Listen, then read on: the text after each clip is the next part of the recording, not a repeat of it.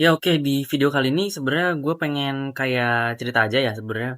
Mungkin banyak dari teman-teman yang anggap bahwa VT-VT terkait dengan NPD khususnya di akun gue ini jadi kayak dasar untuk menjustifikasi atau melabeli atau menilai orang itu NPD atau enggak. Ya sebenarnya enggak ya teman-teman.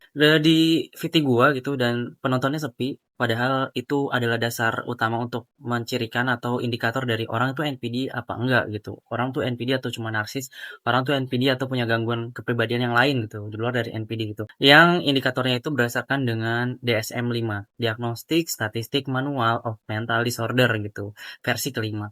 Tapi sayangnya video itu malah sepi, yang padahal itu adalah dasar indikator orang dikatakan NPD atau enggak. Nah, video-video di akun gue ini sebenarnya buat teman-teman tuh aware terhadap NPD. Gimana caranya lebih ya?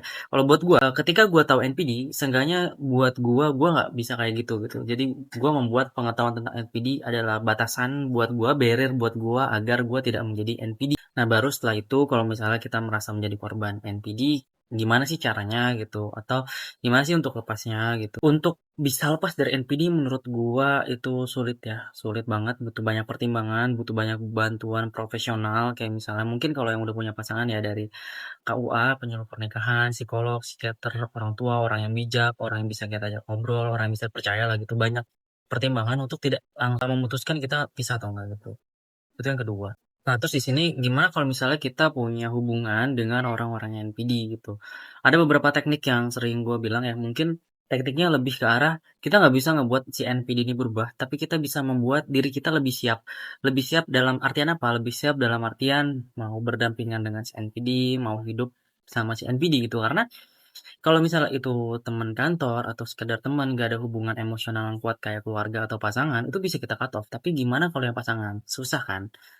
Yang bisa dirubah ya dari kita gerak rock atau teknik-teknik journaling buat ngelola stres itu, terus juga teknik pernapasan, meditasi, mindfulness itu bisa kita pakai. Kalau misalnya emang sudah mengganggu bang aktivitas kita sehari-hari, ya kita mau nggak mau perlu mencari bantuan yang profesional gitu kayak psikolog atau psikiater gitu. Dan akun ini sebagai langkah awal untuk melihat bahwa teman-teman perlu ke psikolog atau enggak gitu. Dan gue sangat menyarankan perlu gitu. Karena di sini gue bukan ahlinya banget di NPD, masih banyak ahli-ahli yang lain dan gue masih belajar. Mungkin itu ya teman-teman.